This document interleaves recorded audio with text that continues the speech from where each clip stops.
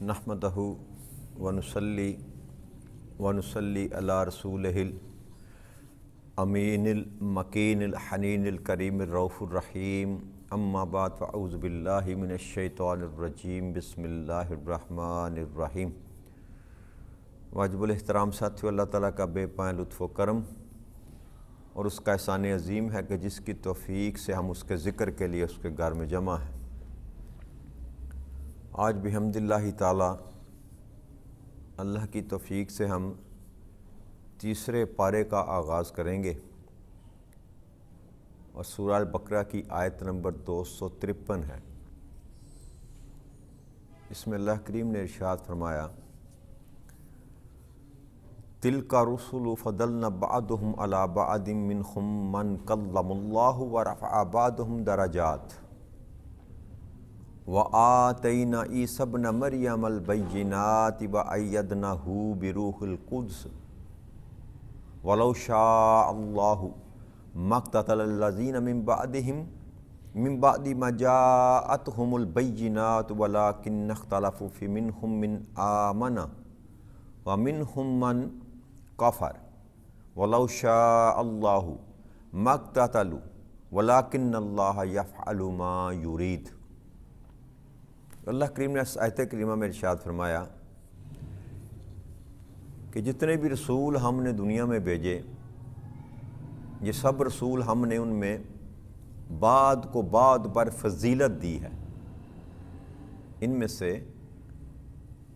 کسی سے اللہ کریم نے کلام فرمایا براہ راست، جیسے موسیٰ علیہ السلام کا اللہ کریم نے ذکر کیا، اور کسی کو درجات میں سب پر فوقیت دی۔ یہ اللہ کریم آقا کریم صلی اللہ علیہ وسلم کا ذکر فرمایا کہ کائنات ارض و سما میں اللہ کریم نے جتنے بھی انبیاء اور رسل بھیجے، اللہ کریم نے سب پر تمام جملہ درجات میں آقا کریم صلی اللہ علیہ وسلم کو بلندی عطا فرمائی۔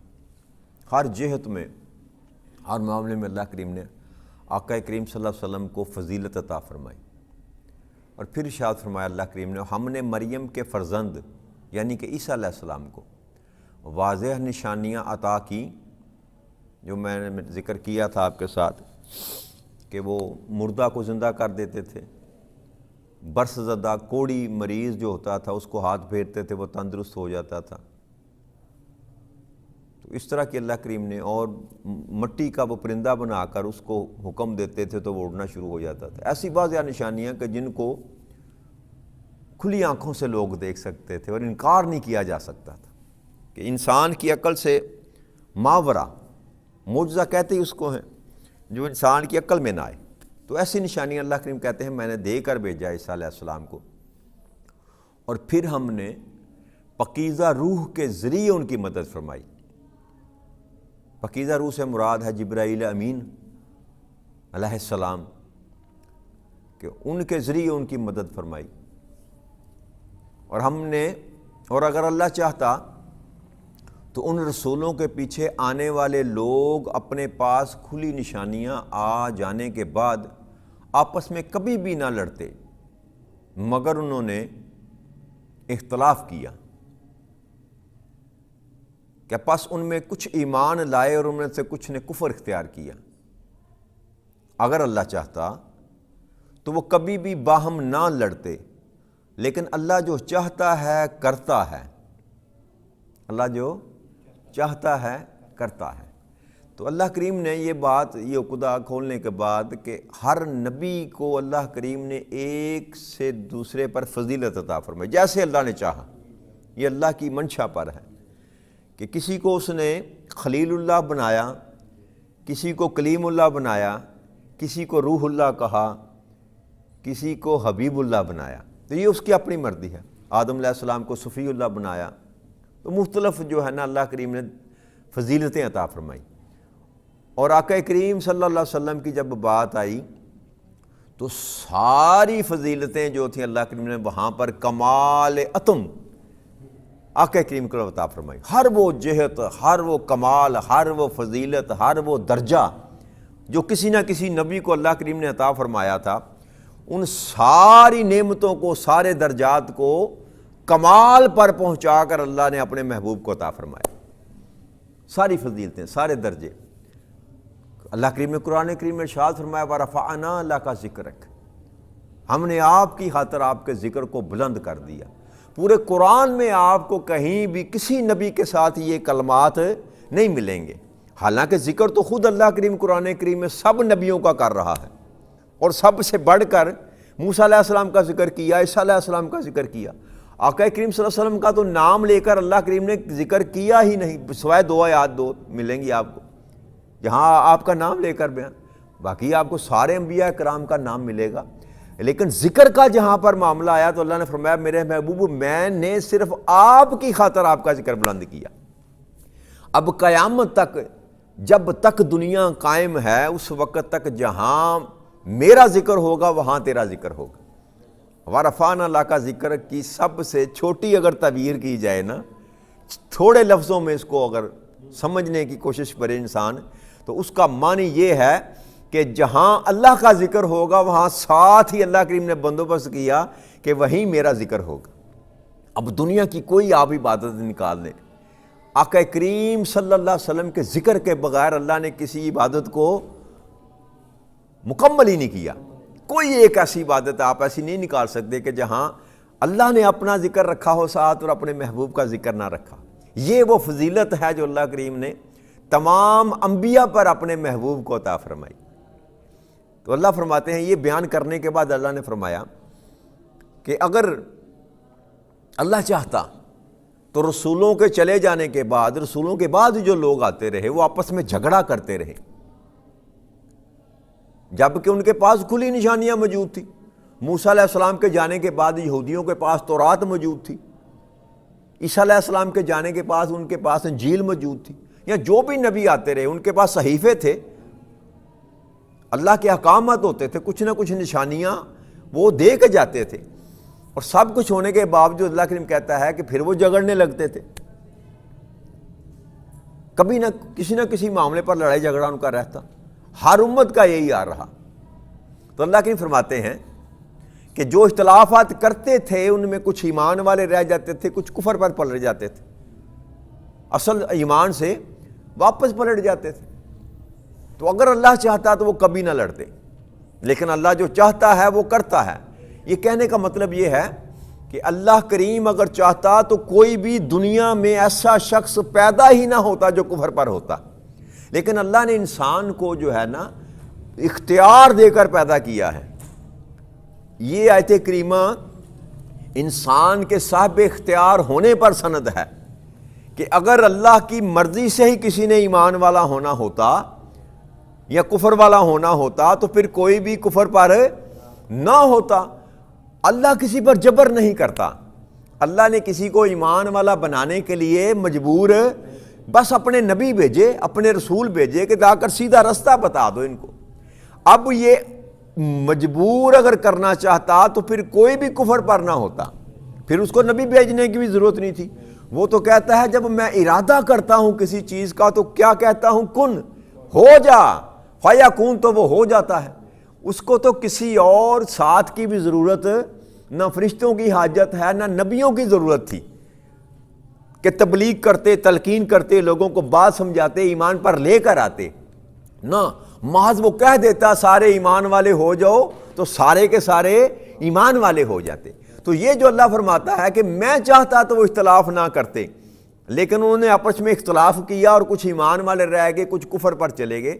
اس کا مضمون یہ بتا رہا ہے کہ اللہ کریم نے انسان کو اختیار دے کر پیدا کیا۔ اللہ کریم انسان کی مرضی میں اپنی مداخلت نہیں کرتے۔ یہ اب یہ کہنا کہ اللہ کی مرضی تھی میں چور بن گیا یا اللہ کی مرضی تھی میں ڈاکو بن گیا، یہ سراسر اللہ پر بہتان ہے۔ اللہ کریم کسی کو برے رستے پر ڈالتا نہیں ہے، انسان خود اپنی چاہت سے راستہ اختیار کرتا ہے۔ ہاں، ایک طاقت وہ ہے شیطان کی جو انسان کو راستہ دکھاتی ہے، ایک طاقت رحمان کی ہے جو اس کو ہدایت کا راستہ دکھاتی ہے۔ اب انسان کی اپنی یہ چوائس ہے کہ وہ شیطان کے راستے پر چلنا چاہتا ہے کہ رحمان کے راستے پر چلنا چاہتا ہے، اور یہی امتحان ہے انسان کا۔ یہ خواہش دے کر یہ امتحان جو ہے اسی کا تو جواب قیامت کے دن اللہ لے گا نا، کہ میں نے تجھ کو صاحب اختیار پیدا کیا تھا، اب اس کا جواب تو نے مجھ کو دینا ہے کہ بتا میں نے تجھ کو رزق دیا تھا کہاں خرچ کیا، میں نے تجھ کو زندگی دی تھی کیسے گزاری، میں نے تجھ کو صحت تندرستی عطا کی تھی کیسے اس کو استعمال کیا، میں نے تجھ کو حکومت عطا کی تھی، تجھ کو میں نے غلبہ عطا کیا تھا، تجھ کو میں نے یہ سارا کچھ دنیا میں حکومت عطا کی تھی، تو کیسے اس کا استعمال کیا؟ تو وہ جو دیا انسان کو اس کا جواب لے گا۔ تو اگر انسان صاحب اختیار ہی نہ ہوتا تو جواب کس بات کا؟ یہ حساب و کتاب، یہ جزا و سزا کا جو معاملہ ہے، اس کا تو مقصد ہی فوت ہو جاتا ہے اگر انسان اپنی مرضی سے کچھ نہ کر سکے۔ بعض لوگ یہ کہتے ہیں کہ تقدیر میں یہ لکھا تھا، جی وہ تقدیر کے مفہوم کو نہیں سمجھتے، وہ کو تقدیر ہے کیا؟ تقدیر اصل حقیقت میں اللہ کے علم کو کہتے ہیں کہ جو کچھ بھی کائنات میں ہو رہا ہے یا جو بھی کائنات میں ہوگا وہ اللہ کے علم میں ہے، وہ اللہ کے علم میں ہے، اس لیے اس نے لکھ رکھا ہے کہ کل یہ بندہ یہ کرے گا، کل یہ بندہ یہ کام یا فلاں صدی میں یہ کام ہوگا۔ قیامت تک کے جتنے معاملات ہیں اللہ کریم نے اپنے علم کے سبب سے وہ سارے رقم کر رکھے ہیں، لوح محفوظ میں لکھ رکھا ہے، اس کو تقدیر کہتے ہیں۔ اس کو تقدیر کا مطلب یہ نہیں ہے کہ اللہ کریم نے انسان کو بے بس کر دیا، نہ، انسان اپنی چاہت سے ہی نیکی کرتا ہے، انسان اپنی چاہت سے ہی برائی کرتا ہے۔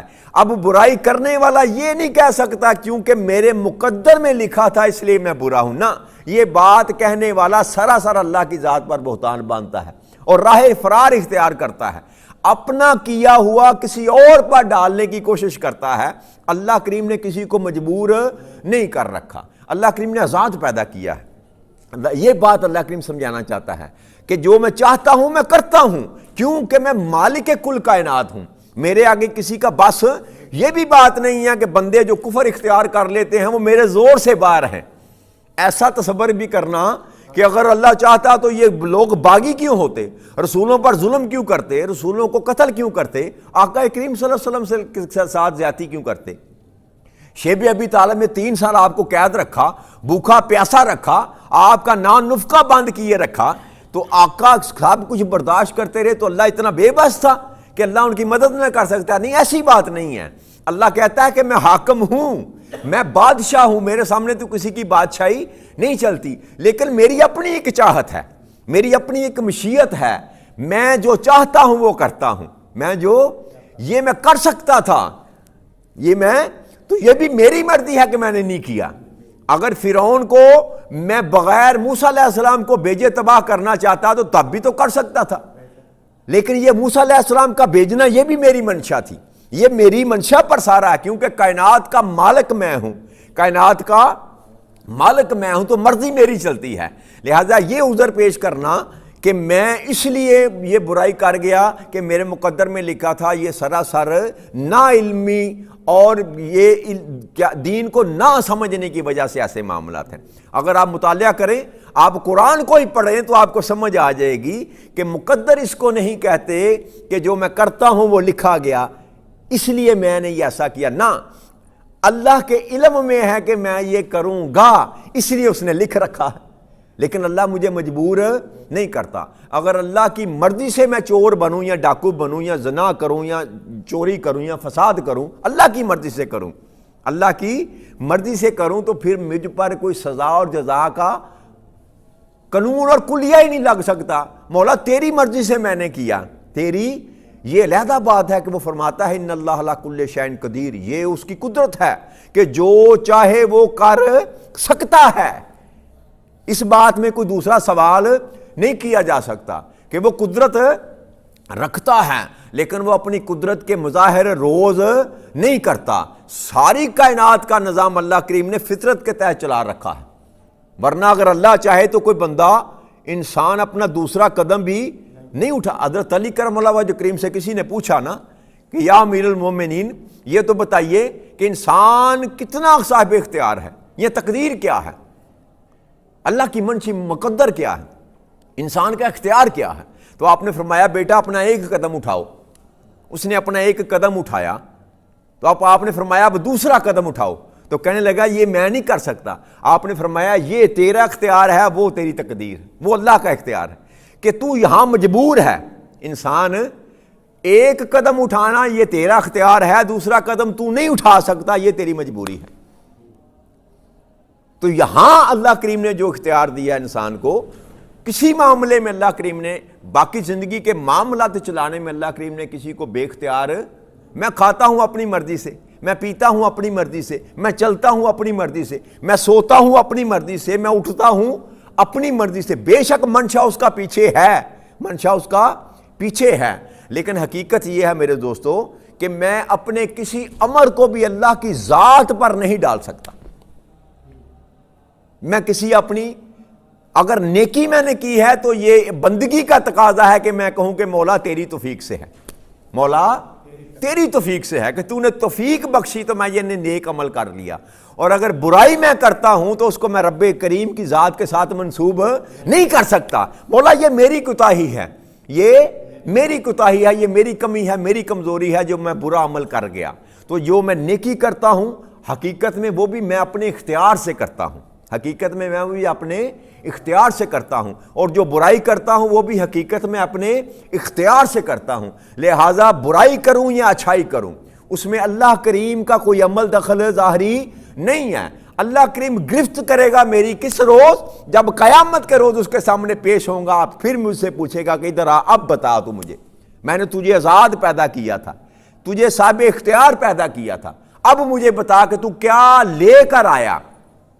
پھر میں نے تیرے پاس اپنے رسولوں کو بھیجا، اپنے نمائندوں کو بھیجا، وہ تم کو بتاتے رہے کہ اللہ یہ چاہتا ہے، اللہ کی مشیت یہ ہے. اب تو یہ بتا کہ تو نے اپنی مرضی پر زندگی گزاری یا میری مرضی پر زندگی گزاری. اسی بات پر انسان کا فیصلہ ہوگا.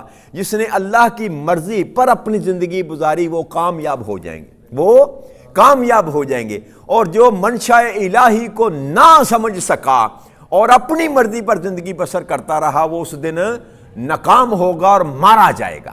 تو اللہ یہ مضمون سمجھانا چاہتا ہے کہ بندے، میرے نبی آتے رہے، تمہیں نشانیاں بتاتے رہے، تمہیں سمجھاتے رہے، ہدایت کا رستہ بتاتے رہے، لیکن ان کے بعد تم اختلافات میں پڑ گئے اور کچھ ایمان پر چلے گئے، کچھ کفر پر چلے گئے. لیکن اگر اللہ چاہتا تو سب کو ایمان والا بنا دیتا، لیکن اللہ جو چاہتا ہے وہ کرتا ہے. اللہ جو کہ تمہیں آزادی دے رکھی ہے، اللہ نے انسان کو فیصلے کرنے کی آزادی دے رکھی ہے. ان کا ذمہ دار وہ خود انسان ہے. میں جو کرتا ہوں، آپ جو کرتے ہیں میرے دوستو، اس کے آپ یا میں ذاتی حیثیت میں ذمہ دار ہیں. اور اسی کا نام جو ہے امتحان ہے، اسی کا نام زندگی ہے. فرشتے ہیں نا، فرشتوں کی اپنی مرضی، اپنا منشا نہیں ہے، اس لیے ان کا حساب و کتاب بہائم ہے. جانور جو ہیں، جانور، ان کو عقل سلیم اللہ نے عطا نہیں کی، اس لیے ان کا حساب و کتاب. کائنات میں دو ایسی جن سے اللہ کریم نے پیدا فرمائی جن کو عقل سلیم عطا فرمائی. ایک جن ہے، ایک انسان، اور یہ دونوں کا مواخذہ ہوگا. ان دونوں سے پوچھا جائے گا. جن بھی اپنی مرضی سے زندگی بسر کرتا ہے، انسان بھی اپنی زندگی سے زندگی بسر کرتا ہے. لہٰذا انسان اور جن دو مخلوقات ایسی ہیں ساری کائنات اور ارض و سما میں جن کا مواخذہ کیا جائے گا. لہٰذا اس لیے ہمیں کوشش کرنی چاہیے کہ اپنی زندگیوں کو اللہ کے بتائے ہوئے راستے کے مطابق گزارنے کی کوشش کریں، اللہ کی منشا پر اپنی زندگی کو گزارنے کی کوشش کریں، تاکہ جب اللہ کے پاس ہم نے جانا ہے، اس کے سامنے کھڑا ہونا ہے، تو اس امتحان میں کامیاب ہو جائیں. اللہ کے سامنے جب جواب دینا پڑے تو اللہ کریم کے سامنے ہم ناکام نہ. اللہ کریم یہ بات سمجھانا چاہتا ہے. آگے آیت نمبر 254 میں اللہ کریم ارشاد فرماتے ہیں، یا ایھا الذین آمنوا انفقوا مما رزقناکم من قبل ان یاتی یوم لا بیع فیہ ولا خلۃ ولا شفاعۃ والکافرون هم الظالمون. اور اے ایمان والو، جو کچھ ہم نے تم کو عطا کیا اس میں سے خرچ کرو، اللہ کے راستے میں، میری راہ میں خرچ کرو، قبل اس کے کہ وہ دن آ جائے جس میں نہ کوئی خرید و فروخت ہوگی، نہ کوئی دوستی کا آرامند ہوگی، نہ کوئی سفارش. اور یہ کفار ہی ظالم ہیں، یہ کفار ہی. اب اللہ کریم نے ساتھ ہی آیت کریمہ کے سارا مضمون کھول کر بیان کر دیا کہ اب جو کچھ میں نے تجھ کو دیا ہے نا اے ایمان والو. اب خطاب ایمان والوں سے کیا جا رہا ہے، کفر والوں کا تو کھاتا بند ہو گیا. جو دین کو بھول گئے، جو نبی کی بات کو چھوڑ گئے، ان کا کھاتا وہ تو ختم ہو گئے۔ اب ایمان والوں کو اللہ بتا رہا ہے کہ اب تم کو میں نے جو کچھ بھی عطا کیا اس میں سے اللہ کی راہ میں بھی خرچ کی، میرے راستے میں بھی خرچ کیا کرو، قبل اس کے کہ وہ دن آ جائے جس دن کوئی خرید و فروخت نہیں ہوگی۔ وہاں جب قیامت کی گھڑی آئے گی نا تو وہاں کوئی لین دین نہیں ہوگا کہ مولا یہ لے لے تو میرا مجھے یہ دے دے، نہ ایسی کوئی خرید و فروخت وہاں۔ اللہ کہتا ہے کہ کچھ بھی تیرے پاس ہوگا تو ساری کائنات بھی اگر دینا چاہے گا مجھ کو تو میں قبول نہیں کروں گا۔ اور دوسرا یہ فرمایا کہ نہ کوئی دوستی کام آئے گی۔ یہاں یاد رکھیے گا، یہ جن دوستی کے اللہ کریم بات کر رہا ہے نا وہ دوستی ہے کفار کی دوستی، وہ شیطان کی دوستی۔ اس کو مطلقاً ایسے نہیں کہہ دینا چاہیے کہ کسی کی دوستی کام نہیں آئے گی، نہ یہ بات بھی غلط ہے۔ وہاں دوستی کام آئے گی۔ کس کی دوستی؟ اللہ کے ساتھ لگائی ہوئی دوستی، قرآن کے ساتھ لگائی ہوئی دوستی، نماز کے ساتھ لگائی ہوئی دوستی، اللہ کے ولیوں کے ساتھ، اللہ کے ماننے والوں کے ساتھ، اللہ کے رسولوں کے ساتھ، اللہ کے نیک بندوں کے ساتھ لگائی ہوئی دوستی اس دن کام آئے گی۔ یہ آیت کریمہ یہ بتا رہی ہے کہ اس دن وہ دوستی کام نہ آئے گی جو تم نے طاغوت کے ساتھ لگائی، جو تم نے شیطان کے ساتھ لگائی۔ اس دن کوئی تیری سفارش نہیں کر سکے گا، میرے سامنے کوئی بول نہیں کر سکے گا۔ لیکن آقا کریم صلی اللہ علیہ وسلم نے کیا فرمایا کہ اس دن تو جو بچہ نوزائیدہ دنیا سے چلا گیا وہ بھی اپنے ماں باپ کی شفاعت کرے گا، نمازیں شفاعت کریں گی، قرآن شفاعت کرے گا، نیک اعمال شفاعت کریں گے، روزے تیری شفاعت کریں گے۔ تو مطلقاً کہہ دینا کہ کچھ کارآمد نہیں، یہ ایسے آیت کریمہ کا مضمون نہیں ہے۔ یہ کون کام نہیں آئے گا؟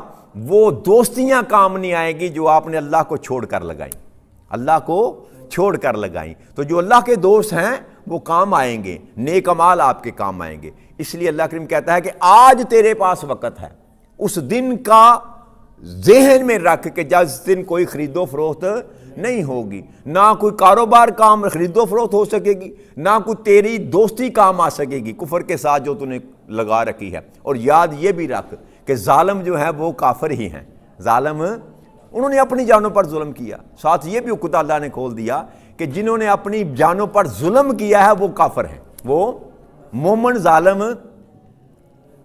تو یہی ہمیں چاہیے کہ ہم اپنی زندگی میں اس سانس کے چلتے وقت تک، جب تک اللہ نے ہمیں مہلت عطا فرمائی ہے، اللہ کے سامنے پیش ہونے کی تیاری کر لیں۔